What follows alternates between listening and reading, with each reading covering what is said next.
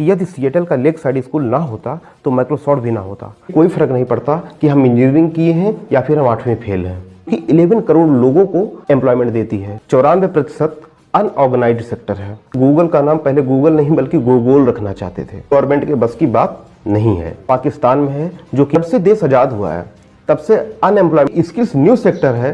80% engineers are not fit for any job. Employment बहुत बड़ी समस्या नहीं होगी। ग्लोबल इनोवेशन इंडेक्स की शुरुआत सन 2007 में हुई। सबसे ग्रोइंग इंडस्ट्री में से एक होने वाली है। कौन सी स्किल्स और कैसे डेवलप करें, लाखों का पैकेज लिए हुए हैं कि कैसे सोचा जाता है। खेती भी कर रहे हो तो ये देखो, डिजिटल मार्केटिंग या SEO या आर्ट से हो, साइंस से हो, जो कि बिल्कुल फ्री है।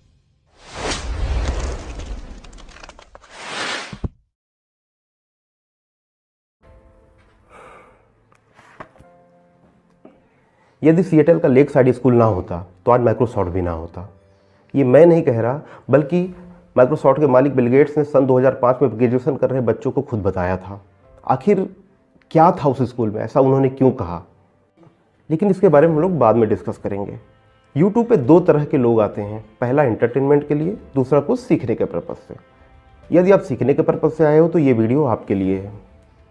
आप चाहे टीचर हो, चाहे स्टूडेंट हो, और चाहे आप बड़े हो या फिर छोटे हो, ये वीडियो सभी के लिए बहुत महत्वपूर्ण होने वाला है। तो सबसे पहले बात करते हैं अनएम्प्लॉयमेंट की। सन 2011 से 12 में 10 मिलियन अनएम्प्लॉयड लोग थे और सन 2017 से 18 में 30 मिलियन अनएम्प्लॉयड लोग थे, और पॉपुलेशन प्रतिवर्ष वह 1% की दर से बढ़ रही है। जब से देश आज़ाद हुआ है तब से अनएम्प्लॉयमेंट का इशू कोई भी गवर्नमेंट सॉल्व नहीं कर पाई है। अनएम्प्लॉयमेंट यानी बेरोजगारी रेट निकालने का एक फॉर्मूला है, टोटल नंबर ऑफ अनएम्प्लॉयड लोग divided by total number of workforce multiply by 100। Total number of workforce का मतलब है जो आदमी काम कर रहा प्लस जो आदमी काम करना चाह रहा। WNR की रिपोर्ट के आधार पर 53 मिलियन इंडियंस अनएम्प्लॉयड हैं, और कोई भी गवर्नमेंट आ जाए इस अनएम्प्लॉयमेंट को हटाना उसके लिए आसान नहीं होगा। ऐसा मैं क्यों कह रहा, क्योंकि WNR की जो रिपोर्ट है उसको हटाने के लिए कम से कम 10 मिलियन न्यू जॉब चाहिए होगी, यानी 25 से 26 हज़ार जॉब प्रतिदिन चाहिए होगा। तब जाके ये अनएम्प्लॉयमेंट 12 से 13 वर्षों में खत्म होगा, और ये किसी भी गवर्नमेंट के बस की बात नहीं है। जैसे यदि मैं SSC को ले लूँ तो जैसे ग्रुप B और ग्रुप C का एग्जाम होता है उसको कंप्लीट होने में मैक्सिमम 6 से 12 महीने लगने चाहिए, लेकिन इस पूरे प्रोसेस में 3 से 4 वर्ष लग जाते हैं। अब बात करते हैं एम्प्लॉयमेंट की। तो हम दुनिया के सबसे यूथफुल नेशन बन चुके हैं, लेकिन यदि जॉब की बात करूं तो गवर्नमेंट जॉब थोड़ी सी कम होती जा रही है, क्योंकि गवर्नमेंट ने कुछ हद तक मूड बना लिया है प्राइवेटाइजेशन का। चाहे वो बिजली विभाग हो, रेलवे हो, सड़क विभाग हो, गवर्नमेंट जॉब थोड़ी सी कम होती जा रही है। कुछ हद तक मैं खुद प्राइवेटाइजेशन के फेवर में हूँ, क्योंकि जिस काम को कंप्लीट करने में प्राइवेट सेक्टर 30 मिनट का टाइम लेता है, उसी काम को गवर्नमेंट सेक्टर लगभग पूरा दिन ले लेगा। और प्राइवेट सेक्टर इफिशिएंट होते हैं किसी भी काम को करने के लिए, क्योंकि उन्हें अपना खर्चा निकालना होता है, समय पर सैलरी देनी होती है, इसलिए उन्हें समय से पहले अपना प्रोजेक्ट कंप्लीट करना होता है। ऐसे में बहुत सारे न्यू सेक्टर्स भी आ रहे हैं, तो हमें सबसे पहले समझना होगा कि किधर कितनी जॉब्स हैं, कौन सी नई अपॉर्चुनिटीज आ रही हैं। यदि जॉब सिलेक्शन परसेंटेज की बात करें तो गवर्नमेंट जॉब लेस देन 1% है, और यदि इंजीनियर्स की बात करें तो 100 में से सिर्फ 20 को ही जॉब लगती है, यानी 20% है। CA 12% है, हेल्थ केयर 70 to 80% है, जो कि अभी काफ़ी अच्छा है। और ये स्किल्स न्यू सेक्टर है, जो कि हमारे वीडियो का सबसे महत्वपूर्ण पार्ट होने वाला है, जिसके बारे में हमारी जान पहचान के लोगों को भी शायद कम जानकारी हो। इंडिया में आज लगभग 50 करोड़ वर्कर्स हैं, यानी जो काम करते हैं। इसमें से मेजॉरिटी 41% एग्रीकल्चर, डेयरी, खेती जैसे काम करते हैं। 26% इंडस्ट्री सेक्टर में, यानी वे मैन्युफैक्चरिंग कर रहे हैं, कुछ बना रहे हैं। 33% सर्विस सेक्टर में है, जैसे इंजीनियर, CA, डॉक्टर, रिसेप्शनिस्ट पे बैठने वाले लोग। आपको ये चौंकाने वाला फैक्ट्स लगेगा कि इस 50 करोड़ में से मात्र 6% ऑर्गेनाइज्ड सेक्टर है, यानी गवर्नमेंट जॉब, प्राइवेट कंपनियां, माइक्रोसॉफ्ट, TCS, गूगल, विप्रो जैसी कंपनियां हो गई, या छोटी कंपनियां हो गई, स्टेट ऑन कंपनियां हो गई, ये सब मिलाकर मात्र 6% है। और इस 50 करोड़ का 94% अनऑर्गेनाइज्ड सेक्टर है, यानी अपने चारों तरफ जो हम वेंडर्स आदि को देखते हैं। यदि आपको इकोनॉमिक्स की जानकारी होगी तो आपको पता होगा कि अनऑर्गेनाइज्ड सेक्टर में इतनी एफिशिएंसी नहीं आ पाती, लेकिन जैसे जैसे डेवलपमेंट होगा हम अनऑर्गेनाइज्ड सेक्टर से ऑर्गेनाइज्ड सेक्टर की तरफ जा रहे होंगे। पॉपुलेशन इकोनॉमिक क्राइसिस तो प्रॉब्लम है ही, लेकिन इतना सब कुछ होने के बावजूद, इतनी बेरोजगारी होने के बावजूद भी कंपनियां लाखों रुपए एचआर पे लगा रही कि उन्हें काम करने वाले बंदे मिल जाएं, और वो भी नहीं मिल रहे। कंपनियां यहाँ तक बोल रही कि यदि लोगों को बेसिक लेवल की भी अच्छी नॉलेज हो तो भी मैं उन्हें हायर कर लूँ। और मैं ये ऐसे नहीं बोल रहा, एनुअल एम्प्लॉयबिलिटी सर्वे 2019 की रिपोर्ट के हिसाब से 80% engineers are not fit for any job. अब ऐसा ये इंजीनियर्स के साथ नहीं है, नॉन टेक्निकल की तो और बुरा हाल है। मेरा एक फ्रेंड है, मैं उसका नाम नहीं लेना चाहता, फिलहाल वो अभी प्रयागराज सलोरी में गवर्नमेंट जॉब की तैयारी कर रहा है। उसने इन्फॉर्मेशन टेक्नोलॉजी में बीटेक और एमटेक कर रखा है। मैंने उससे कहा यार तुमको कहाँ होना चाहिए था, तुम कहाँ हो? उसने कहा यार हाँ सब कुछ सही था, वहाँ पे पैसा भी बहुत ज़्यादा मिलता था, लेकिन दिमागी टेंशन बहुत ज़्यादा होता था, बहुत मेहनत था वहाँ पे, और अगर एक बार गवर्नमेंट जॉब लग गई तो लाइफ सेटल, काम नहीं करना पड़ेगा, सैलरी तो कम ही रहेगा लेकिन ऊपरी बहुत है। अब ऊपरी तो आप समझ ही रहे होंगे, यानी घूस। फ्लिपकार्ट जैसी अरबों डॉलर की कंपनी की शुरुआत मात्र 4 लाख रुपए से हुई थी, लेकिन आप ऐसे लोगों को जानते होंगे जो एक 50,000 की नौकरी के लिए 20 से 25 लाख रुपए तक घूस देने को तैयार हैं या दिए होंगे।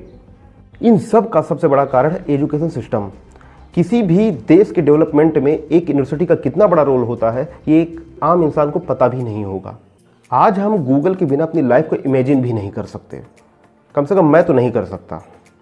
ये जो इतना बड़ा बिजनेस गूगल का है जिसकी वैल्यू 1.5 ट्रिलियन डॉलर है, ये निकला था एक यूनिवर्सिटी से जिसका नाम है स्टैनफोर्ड यूनिवर्सिटी।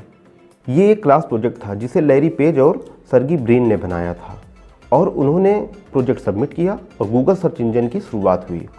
गूगल कंपनी आज भी स्टैनफोर्ड यूनिवर्सिटी को एक रॉयल्टी पे करती है क्योंकि ये आइडिया, ये प्रोजेक्ट उस यूनिवर्सिटी से निकला था। इसके फाउंडर गूगल का नाम पहले गूगल नहीं बल्कि गोगोल रखना चाहते थे, क्योंकि जैसे मिलियन होता है, बिलियन होता है, ट्रिलियन होता है, उसी तरीके से गूगल होता है जिसकी वैल्यू 10 टू दी पावर 100 होता है, यानी 10 की घात 100। लेकिन बाय मिस्टेक गूगल से गूगल हो गया। यदि टीचर अच्छे हो, माहौल अच्छा हो, रिसर्च पे फोकस हो तो गूगल जैसे एग्जाम्पल्स आते ही हैं। हम जिस अखंड भारत का इतिहास जानते हैं उसका भी एक बहुत बड़ा कारण तक्षशिला यूनिवर्सिटी थी, जो कि इस समय पाकिस्तान में है, जो कि अब यूनेस्को के अंतर्गत आती है। मुझे अभी तक समझ में नहीं आया कि आखिर पार्टीशन हुआ क्यों। उस समय के जो टॉप लीडर्स थे उनको धरने पे बैठ जाना चाहिए था कि कुछ भी हो जाए हम बंटवारा नहीं होने देंगे। खैर छोड़िए, वीडियो का ये मुद्दा नहीं है। If I talk about India in today's time, तो इंडिया में गवर्नमेंट और प्राइवेट स्कूल मिला के 1.5 मिलियन है, यानी 15 लाख स्कूल हैं और 33,000 प्ले स्कूल हैं। यदि हायर एजुकेशन की बात करें तो सेंट्रल, स्टेट, प्राइवेट सब मिला के लगभग 1,000 हैं। कोचिंग इंस्टीट्यूट का तो एक अलग ही लेवल है जिसके बारे में ना ही बात करें तो अच्छा है। इतना सब कुछ होने के बाद, स्कूल, कॉलेज, यूनिवर्सिटीज़ की पढ़ाई करने के बाद, लाखों की कोचिंग करने के बाद बोला जाता है you are not fit for any job. जैसे मैं खुद की बात करूं तो हम 11th-12th में फिजिक्स में पीएनपी और एनपीएन ट्रांजिस्टर पढ़े थे, लेकिन पता ही नहीं था वो होता क्या है। जब कॉलेज में गए तो पहली बार उसे देखा, तब पता चला अच्छा ये पीएनपी और एनपीएन ट्रांजिस्टर होता है। जो चीज़ें 11th और 12th क्लास में पढ़ लेना चाहिए था वो हम कॉलेज में जाके पहली बार देखते हैं, तो क्या ही होगा। यदि आप ध्यान दोगे तो देखोगे कि स्कूल, कॉलेज सब मिलकर सिर्फ किसी तरीके से कोर्स पूरा करा रहे हैं, और कोचिंग इंस्टीट्यूट भी यही काम कर रहा है। अभी मैं वीडियो की शुरुआत में बता रहा था कि सिएटल का यदि लेक साइड स्कूल ना होता तो माइक्रोसॉफ्ट भी ना होता। सन 2005 में ग्रेजुएशन कर रहे क्लास को बिल गेट्स ने बताया कि यदि सिएटल का लेक साइड स्कूल ना होता तो माइक्रोसॉफ्ट भी ना होता। आखिर उन्होंने ऐसा क्यों कहा? बात 1968 की है। उसमें बिल गेट्स की आयु मात्र 13 वर्ष थी। सिएटल से कुछ ही दूरी पर लेक साइड स्कूल था। अब 1968 में ही उस स्कूल में कंप्यूटर था। अब उस स्कूल में कंप्यूटर कहाँ से आया ये अलग ही स्टोरी है।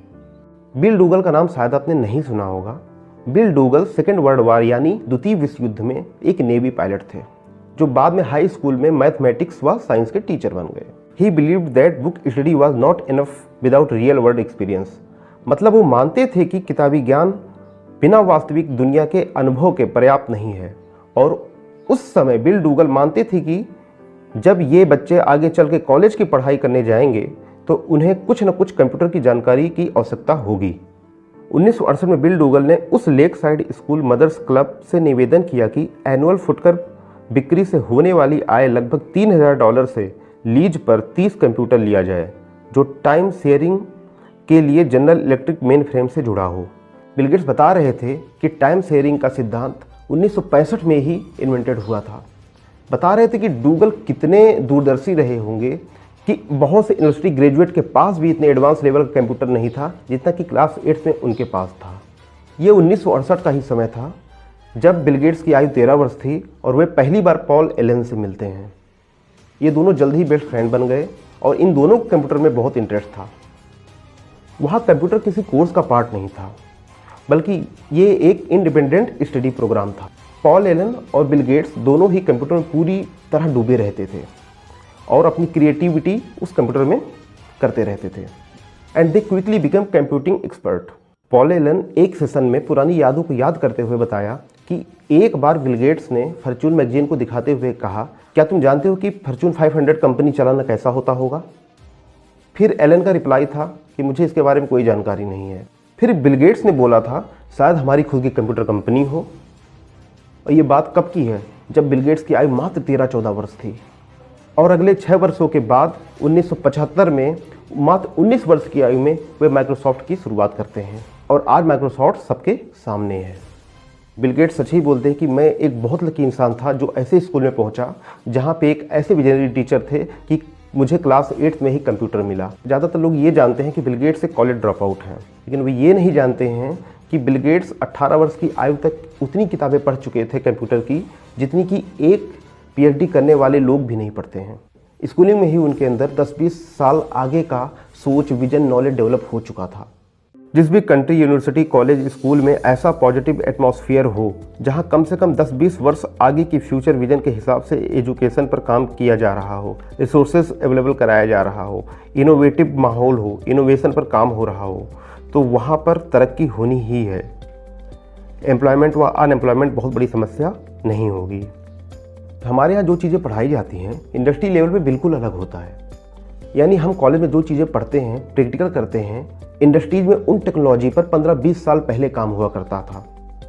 जैसे कि मैं जब कॉलेज में गया तो वहाँ पर इंजीनियरिंग ड्राइंग एक सब्जेक्ट होता था, तो इंजीनियरिंग ड्राइंग बनाने के लिए मिनी ड्राफ्टर का यूज करते थे। जबकि इंडस्ट्री लेवल पे सब कुछ बहुत एडवांस हो चुका है, सब कुछ कंप्यूटराइज हो चुका है। और यदि इनोवेशन की बात करें तो हम लोग जो प्रैक्टिकल भी करते थे वो 20-25 साल पुराना हुआ करता है। बेसिक जानना जरूरी है, लेकिन प्रोजेक्ट और प्रैक्टिकल्स कम से कम फ्यूचर को ध्यान में रख के होना चाहिए। हमारे स्कूल कॉलेज में जो चीज़ें सन 2000 में पढ़ाई जाती थी, आज सन 2022 में भी वही चीज़ें पढ़ाई जा रही है। जबकि होना क्या चाहिए, 10-20 साल आगे की चीज़ों को सीखना व सिखाना। जो भी कंट्री डेवलप्ड है वो 10-20-50 वर्ष फ्यूचर विजन को लेकर के इनोवेशन करता है। जब इनोवेशन की बात हो रही है तो शायद आपको पता होगा कि ग्लोबल इनोवेशन इंडेक्स में इंडिया पहली बार टॉप 50 में आया है। 2019 में 50 रैंक, 2020 में 48 रैंक और 2021 में 46 रैंक। ग्लोबल इनोवेशन इंडेक्स की शुरुआत सन 2007 में हुई थी। स्विट्जरलैंड तब भी टॉप 1 पे था और आज भी टॉप 1 पे ही है। हमारे यहाँ IITs, NITs, IIMs, AIIMS, ISCR जैसी संस्था बहुत अच्छा काम कर रही हैं। हमारे यहाँ शायद किसी भी कॉलेज इंस्टीट्यूट्स में co founder, startups, angel round, Y Combinator, funding, ecosystem जैसी चीज़ों पर बात नहीं होगी। वहाँ पे सिर्फ ये बातें होंगी कि किस तरीके से कोर्सेज पूरा हो, कौन सी वैकेंसी आएगी, बस खत्म। और ऐसा नहीं कि सिर्फ वहीं हो रहा है, हमारे यहाँ सोसाइटी, घर में, हर जगह यही बातें हो रही हैं। हमारे यहाँ एम्प्लॉयड व अनएम्प्लॉयड का सीधा सा मतलब जॉब से होता है, ऐसा दिमाग में डाल दिया गया है। जबकि मैं सिर्फ यदि यमी समीज की बात करूँ तो यमी समीज इंडियन इकोनॉमी का एक बहुत बड़ा हिस्सा है। इंडिया में इस समय 6.33 करोड़ यमी समीज है जो कि 11 करोड़ लोगों को एम्प्लॉयमेंट देती है और ओवरऑल GDP में 29% का कंट्रीब्यूशन है। लेकिन इसके बारे में कभी बात नहीं होगा। आज की डिजिटल टेक्नोलॉजी के द्वारा ये ग्लोबल मार्केट में और भी बड़ा कर सकता है और एम्प्लॉयमेंट भी होगा। चलो वापस अपने हम टॉपिक पर आते हैं। यदि हमें ग्रो करना है तो फ्यूचर विजन के आधार पर अपनी स्किल्स डेवलप करनी पड़ेगी। जैसे कि यदि आप इलेक्ट्रिकल एंड इलेक्ट्रॉनिक्स में इंटरेस्टेड हैं या इलेक्ट्रिकल एंड इलेक्ट्रॉनिक्स में इंजीनियरिंग कर रहे हैं तो आप चिप फैब्रिकेशन में स्किल्स डेवलप कर सकते हैं। इंडिया में अगले 5-10 वर्षों में सेमीकंडक्टर चिप सबसे ग्रोइंग इंडस्ट्री में से एक होने वाली है। कोरिया, चाइना, सिंगापुर जैसी कंट्रीज के बाद अब भारत में चिप्स का प्रोडक्शन शुरू होने जा रहा है। सेमीकंडक्टर चिप मैन्युफैक्चरिंग के लिए सबसे पहले $10 बिलियन यानी 76,000 करोड़ रुपए की योजना को मंजूरी दे दी गई है। 1 दर्जन से अधिक सेमीकंडक्टर मैन्युफैक्चरर अपनी फैक्ट्रियां लगाने जा रहे हैं। इसी तरह यदि किसी भी क्षेत्र में फ्यूचर विजन के आधार पर स्किल्स डेवलप किया जाएगा तो ग्रोथ होनी ही है। और स्किल्स डेवलप करने के लिए कोई फ़र्क नहीं पड़ता कि हम इंजीनियरिंग किए हैं या फिर हम 8वीं फेल हैं। अभी कुछ ही साल पहले की बात है, एक 8वीं फेल लड़का जिसने कॉलेज की पढ़ाई भी नहीं पूरी की है और वो शायद किसी भी सरकारी नौकरी के लायक नहीं है, उसके बाद भी गवर्नमेंट के बहुत सारे विभाग उसके आज क्लाइंट हैं। मैं बात कर रहा हूँ त्रिस्मित अरोड़ा की, जो बहुत ही कम एज में कंप्यूटर में इंटरेस्ट लेने लगे थे। इंडिया में इंटरनेट बढ़ने के साथ ही साइबर सिक्योरिटी की डिमांड अगले 5-6 वर्षों में बढ़ने वाली थी और वे 8वीं फेल होने के बावजूद जल्द ही हैकिंग व साइबर सिक्योरिटी के एक्सपर्ट बन गए। सिर्फ 20 वर्ष की आयु में सन 2013 में वे टेक सिक्योरिटी नाम की कंपनी की शुरुआत किए और आज उनके client Punjab police, Gujarat police, central bureau of investigation यानी CBI भी है। उनका नाम सन 2018 में फोर्ब्स एशिया 30 अंडर 30 लिस्ट में व सन 2019 में फॉर्च्यून मैगजीन में 40 अंडर 40 लिस्ट में था। उनकी आयु अभी मात्र 28 वर्ष है और उनकी कंपनी आज इंडियन इकोनॉमी में अपना योगदान दे रही है, वह हजारों लोगों को एम्प्लॉयमेंट भी दे रही है। और ऐसा नहीं कि ये एक एग्जाम्पल है, प्रतिदिन ऐसे एग्जाम्पल सामने आ रहे हैं। जब तक माइंड ओपन नहीं होगा तब तक आप ये नहीं जान पाओगे कि कैसे सोचा जाता है, या ये कहें कि अलग कैसे सोचा जाता है। और जानते ही हो, अगर सोचना नहीं आएगा तो यहाँ चाहे मिले ना मिले, राय ज़रूर फ्री में मिलती है। अब माइंड ओपन करने के लिए क्या करें? जैसे कि दुनिया की सबसे बड़ी कंपनी एप्पल को स्टीव जॉब्स ने कैसे शुरू किया होगा। इसके लिए सिर्फ वीडियोज या कहानियों से काम नहीं चलेगा। इसके लिए ये जानना होगा कि स्टीव जॉब्स कैसे सोचते थे, कैसे सिर्फ 20-21 वर्ष की आयु में एप्पल की शुरुआत की, क्या क्या चैलेंजेज आए होंगे और कैसे उसका सामना किया होगा। इसके लिए डिटेल जानकारी के लिए आपको माइंड ओपन करने के लिए इस तरह की बुक पढ़नी होगी, आपको बायोग्राफी जाननी होगी। जो भी टॉप के लीडर हैं उनकी बुक्स आपको आसानी से किसी भी भाषा में मिल जाएगी। और Elon Musk, Larry Page, Bill Gates जैसी पर्सनालिटी के पॉडकास्ट देखिए, यानी उनकी जुबानी डिटेल पॉडकास्ट वीडियोस देखिए। अब सवाल उठ रहा कि कौन सी स्किल्स और कैसे डेवलप करें। इसके लिए सबसे पहले ये जानो कि लोग दुनिया में क्या कर रहे हैं, क्या क्या हो रहा है। गूगल करके देखो, पॉडकास्ट वीडियोस देखो, जानिए कि लोग कैसी कैसी टेक्नोलॉजी का यूज कर रहे हैं। जो चीज़ें US और यूरोप में अभी हो रहा है वो चीज़ें जल्द ही अपने यहाँ भी होगा। कुछ लोग अपने यहाँ भी एक्चुअली इनोवेटर्स हैं, लेकिन यदि ज़्यादातर बिजनेस को देखोगे तो वे बाहर की चीज़ों का इंडिया के हिसाब से अपना वर्जन निकाल दिए हैं, या ये कह सकते हैं कि कॉपी कर दिए हैं। ज़्यादातर बिजनेस कॉपी कैट हमारे यहाँ, यानी रियल इनोवेशन नहीं है हमारे अंदर। अब कहने वाले कह सकते हैं क्यों करूँ किसी की नकल, ओला उबर का कॉपी है, फ्लिपकार्ट अमेजन का कॉपी है। मैं तो कहता हूँ क्या बुरा है कॉपी करने में, यही बचपन से यही तो करते आए हैं। पहले स्कूल में कॉपी किया, अभी भी कॉपी कर रहे हैं, तभी तो भीड़ का हिस्सा हैं। तो इस भीड़ से अलग होने के लिए कॉपी ही कर लो, कुछ बुरा नहीं है, नई स्किल सीख लो। लेकिन वो कहते हैं ना कि नकल के लिए भी अकल की ज़रूरत होती है। यानी पहले ये देखो कि वो कॉन्सेप्ट कैसे रेलोवेंट है, फिर थोड़ा दिमाग लगा के कॉपी कर लो। इसी तरह यदि आप खेती भी कर रहे हो तो ये देखो कि दुनिया की किसी कोने में कोई किसान कैसे बड़ी कामयाबी हासिल कर रहा है, और थोड़ा दिमाग लगा के उसे कॉपी कर लो। बहुत से ऐसे लोग हैं जो बहुत अच्छे कॉलेज में नहीं पढ़े, लेकिन उसके बावजूद कुछ एक स्किल्स को सीख करके एक बड़ी कंपनीज में लाखों का पैकेज लिए हुए हैं। तो कुछ खुद का स्वयं का काम करके बहुत बड़ा कर रहे हैं और 2-4 लोगों को एम्प्लॉयमेंट भी दे रहे हैं। तो कुछ लोगों के पास गवर्नमेंट के बहुत सारे प्रोजेक्ट्स हैं। तो चलिए कुछ स्किल्स आप लोगों के साथ ज़रूर शेयर करता हूँ, जो कि यदि आप कॉलेज में हो या घर पे हो तो कुछ वक्त निकाल के आप सीख सकते हो। तो वो न्यू जॉब और स्किल्स क्या क्या हैं?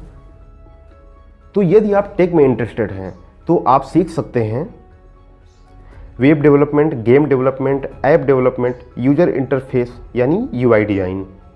यदि आप मीडिया में इंटरेस्टेड हैं तो इसकी डिमांड इस डिजिटल युग में बहुत तेज़ी से बढ़ रही है। तो आप मीडिया से रिलेटेड स्किल्स आप सीख सकते हैं, animator, creator, cinematographer, video editor, script writer, graphic design. यदि आप मार्केटिंग में इंटरेस्टेड हैं जिसकी डिमांड ना कभी कम हुई थी और ना कभी कम होगी। तो आप मार्केटिंग में सीख सकते हैं influencer marketing, digital marketing, SEO यानी सर्च इंजन ऑप्टिमाइजेशन। तो इन सारे स्किल्स में से अपने इंटरेस्ट की कोई भी स्किल सीखो और आप धीरे धीरे अप स्किल कर जाओगे। और बहुत से लोग इस डिजिटल युग में एक बेहतर करियर बना चुके हैं। आप भले ही IIT NIT जैसे इंस्टीट्यूट से ना हो, लेकिन आप वेब डेवलपमेंट जैसे प्रीमियम क्वालिटी स्किल्स को सीख करके लाखों का पैकेज ले सकते हो। कोई फ़र्क नहीं पड़ता कि आप आर्ट्स से हो, साइंस से हो या फिर कॉमर्स से। जब आप टेक स्टार्टअप भी करोगे तो वेब डेवलपमेंट जैसी स्किल्स बहुत इंपॉर्टेंट होगी। अब सवाल उठता है कि ये कोर्सेज कैसे करें, कहाँ से करें। एक अच्छे इंस्टीट्यूट में पढ़ने वाले तो फिर भी कर लेंगे, लेकिन हम कहाँ से करें। आज गांव-गांव, शहर-शहर में इंटरनेट है, पूरी दुनिया एक दूसरे से कनेक्ट है। आज इंडिया में डिजिटलाइजेशन व इंटरनेट की वजह से अमेजॉन प्राइम व नेटफ्लिक्स जैसे OTT पर निर्धारित प्राइस को पेड करके दुनिया के किसी भी कोने में रिलीज हुई वेब सीरीज व मूवीज को हम एक चारपाई पे बैठकर देखते हुए एंजॉय करते हैं। तो आज के समय में हम दुनिया के किसी भी कोने में चल रहे कोर्सेज को दुनिया के बेस्ट टीचर से हम कहीं भी कर सकते हैं और उनकी फीस भी एक मोबाइल के दाम से कम हो सकती है। आपकी जानकारी के लिए बताना चाहूँगा कि दुनिया की सबसे बड़ी कंपनी गूगल 125 से अधिक कोर्सेज प्रोवाइड करा रहा है, जो कि बिल्कुल फ्री है और इसके लिए कोई आयु सीमा भी निर्धारित नहीं है। इसे कोई भी कहीं से भी कर सकता है और कोर्सेज कंप्लीट होने के बाद गूगल के द्वारा सर्टिफिकेट भी आपको प्रोवाइड की जाएगी। कंपनियां भूखी हैं पैसे देने के लिए, टैलेंटेड इंसान के लिए। अरे आप स्किल्स लेके तो आओ। शुरुआत में भले ही कम पैसे पे काम करना पड़े, करो। फ्री में काम करना पड़े तो करो। दोस्तों, इंडिया में आज का समय स्टार्टअप का है। ये मैं कैसे कह सकता हूँ? जिस स्टार्टअप की वैल्यू मिनिमम $1 बिलियन हो जाती है, उस कंपनी को हम यूनिकॉर्न बोलते हैं। यूनिकॉर्न से पहले मिनीकॉर्न और सूनिकॉर्न भी होते हैं। यदि आप चाहोगे तो उसके बारे में हम एक अलग वीडियो बनाएंगे। खुशखबरी ये है कि पिछले वर्ष यानी सन 2021 में इंडिया, जर्मनी, फ्रांस, UK जैसी कंट्री को पीछे करते हुए यूनिकॉर्न की लिस्ट में तीसरे स्थान पे पहुंच चुका है। अब सवाल उठता है कि हमारा आपका इसमें क्या रोल होने वाला है।